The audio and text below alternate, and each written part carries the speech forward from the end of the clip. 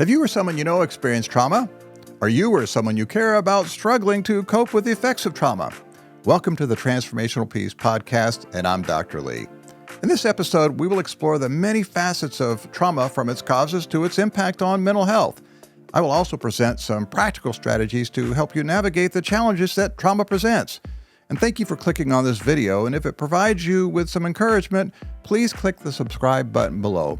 Also, please share this video with someone you feel might find this information helpful.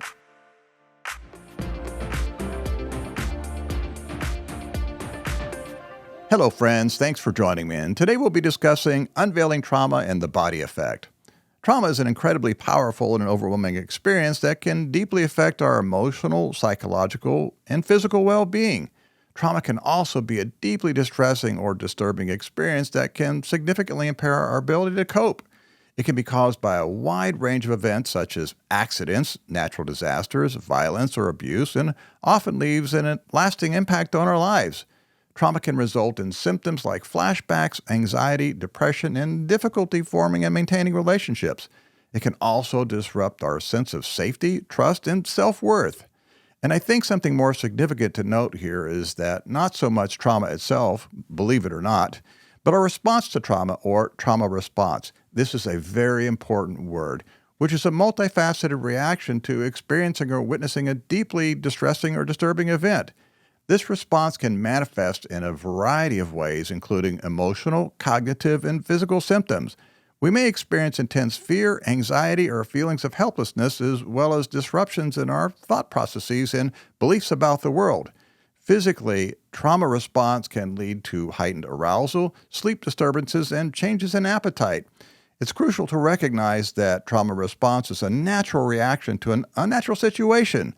And for what it's worth, I think with our current level of social media, I imagine a lot of people have some form of awareness regarding trauma, and good for you. You have a little head start. However, if you don't or you didn't, welcome. So today we're going to talk about the profound ways in which trauma affects us and how it's stored in our body. When we experience trauma, whether it's a singular event or a prolonged exposure to stress and fear, our body undergoes a very complex physiological response. This can manifest as increased muscle tension, heightened arousal, and a dysregulated nervous system. These physical manifestations serve as a somatic record of our trauma, which is really, really important, often leading to symptoms such as chronic pain, headaches, gastrointestinal issues, and a compromised immune system. Our body's response to trauma is a very important reminder of the interconnectedness of our mind, body, and spirit, highlighting the necessity of addressing trauma from a holistic perspective. So let's begin to have a conversation about how trauma becomes our biology, which then becomes our symptoms, our health problems, and ultimately our diagnosis.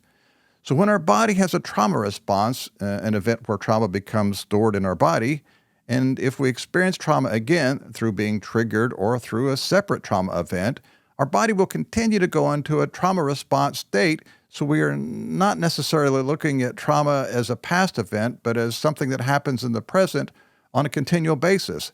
In other words, trauma is happening on a present daily basis over and over again. So maybe that bad day you're having is not just a random bad day, it's a triggered event that happens based on a trauma response or a conditioned event. Again, over and over. I see this often in clinic where someone is having a particularly bad day on a regular or frequent basis. So when we see a trauma response or a stored trauma, we need to look for patterns, whether clinically or personally, to know what best course of action is to take. So the idea here is, do we focus on past trauma or current trauma? In other words, do we take an approach to what happened in the past or a present active approach based on your current trauma effect? The research seems to indicate that a current approach based on present experience is most effective, which to me makes more sense intuitively. I'll talk more about this later in the video in relation to excess hormones in the body. So then, considering the etiology of an illness in terms of an effect of trauma, or in other words, is the trauma causing the illness, this seems to be more useful. An important point here is that the body is going into a trauma response on a regular basis and most probably developing into a biology of trauma that becomes health illnesses and conditions and diagnoses, and consequently our genetic makeup. And even more importantly, evidence from more recent studies seems to support that people who have experienced multiple traumatic or stressful events as children have a much greater likelihood of developing illnesses later in life. So now I'm going to go over a little bit of anatomy, and I know, I can already hear some of you groaning out there saying, no, no, no anatomy. So relax. I'm going to make it as easy and simple as possible for all of you. I think the keys for how our trauma becomes our health condition is found in our sympathetic, parasympathetic, and enteric nervous system, or the autonomic nervous system, or ANS, if you recall from the earlier video. Again, don't worry about the big medical terminology. I'm going to break it down for you. The two most important parts I want you to focus on here are the sympathetic, remember fight or flight during hyperarousal, and the parasympathetic, also remember the rest and digest mode and sometimes freeze response. And remember, the rest and digest mode helps counterbalance our fight or flight response. So now I'm going to talk about the chain of events that can lead to a trauma response. First is our startle response, which is a natural and instinctive reaction that occurs when we're suddenly surprised or frightened by a perceived threat. It's an automatic and involuntary physiological reaction that involves a quick, usually smaller release of stress hormones with accompanying increased heart rate and heightened alertness. It is also an adaptive mechanism that helps us to prepare and react swiftly to potentially dangerous situations by mobilizing our body for fight or flight. More importantly, this response can be exaggerated if we have experienced prior trauma and often leads to hypersensitivity and an overactive startle response reaction. After the startle response occurs and danger is perceived, we go into a stress response. The stress response is also a natural reaction that occurs in the body when faced with a perceived or real threat. When we encounter a stressful situation, for example, something dangerous, the brain triggers a series of physiological responses as a part of the fight or flight mechanism.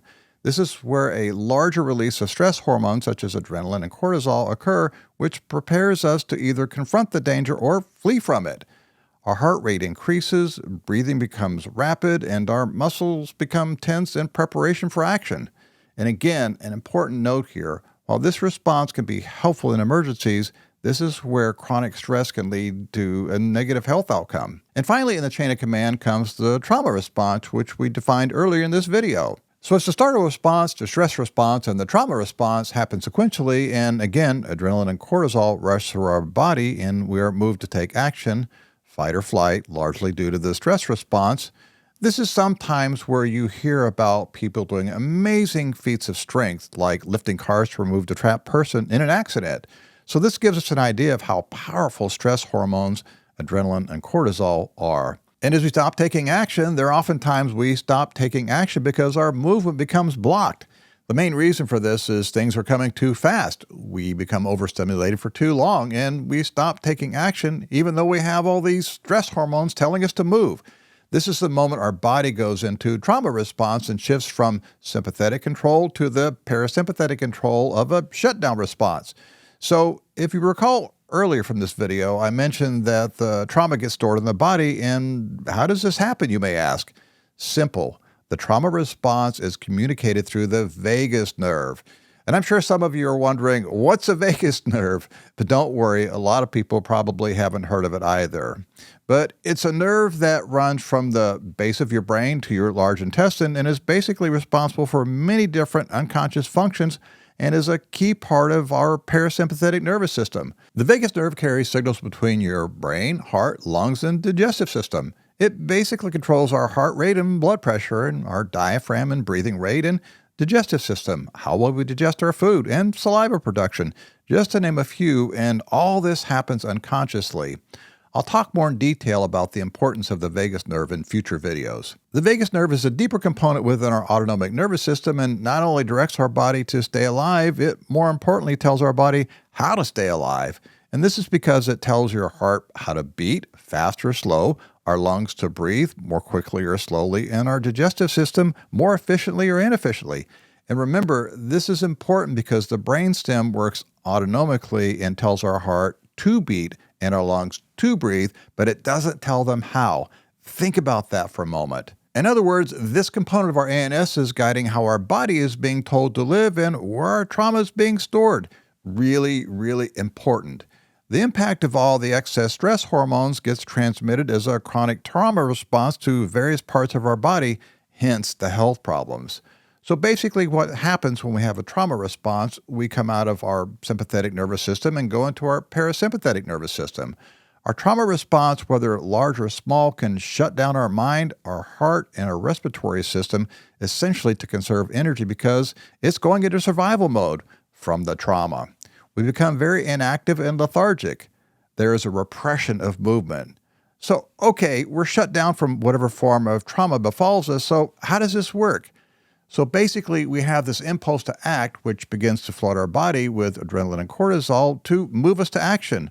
Remember, fight or flight, which would be a normal reaction. However, we're in a state of inaction or shutdown, and we remain inactive. A great example of a normal response would be a YouTube video I saw recently. A leopard had captured an impala on a nature channel.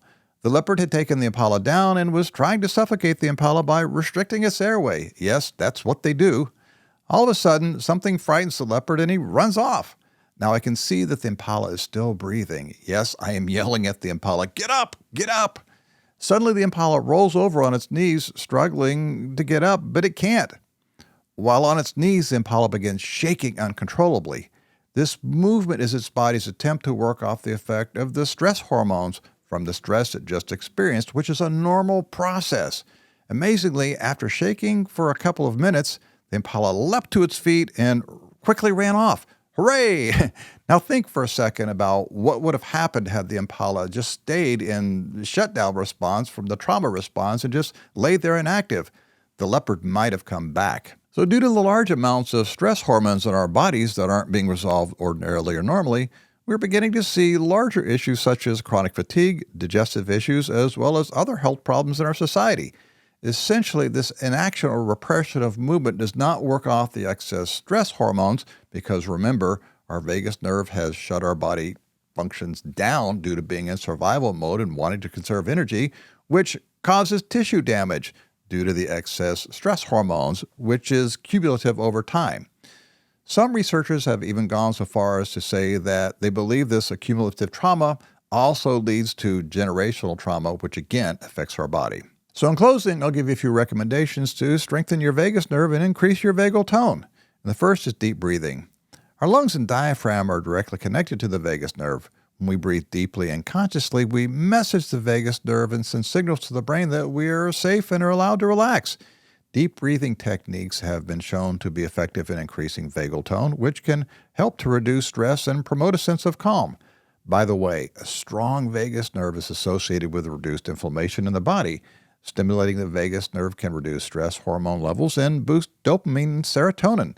By focusing on the slow, deep breaths that engage the diaphragm, individuals can stimulate the vagus nerve, leading to a relaxation response in the body. This can have far-reaching benefits for both physical and mental well-being, making deep breathing a valuable tool in managing stress and promoting emotional resilience. And the second is exercise and movement. Engaging in regular exercise and movement has been linked to an increase in vagal tone, which is the measure of activity of the vagus nerve. The vagus nerve plays a crucial role in regulating the body's parasympathetic nervous system and is responsible for promoting relaxation and reducing stress. When we exercise, particularly through activities like yoga, walking, running, or swimming, the vagus nerve is stimulated, leading to an increase in vagal tone. This heightened vagal tone can result in improved heart rate variability, better digestion, lower inflammation, and overall better resilience to stress. By incorporating physical activity into our routines, we can positively impact our vagal tone and subsequently enhance our body's ability to relax and recover from the demands of daily life. And the third and final, laughter and yawning. No, I'm not kidding. Laughter and yawning have both been observed to increase vagal tone, which plays a crucial role in regulating various bodily functions. When we laugh, our diaphragm moves rhythmically, and this movement stimulates the vagus nerve, leading to an increase in vagal tone again. Yawning, too, has been linked to increased activity in the vagus nerve. To increase vagal tone through yawning, one can intentionally practice deep, exaggerated yawns by taking slow, deep breaths while exaggerating the yawn. Individuals can further activate the vagus nerve, promoting relaxation and reducing stress. And finally, be happy with what you have while working for what you want. And remember, doubt increases with inaction. The longer you stay stagnant, the louder the negative thoughts become. I'm Dr. Lee.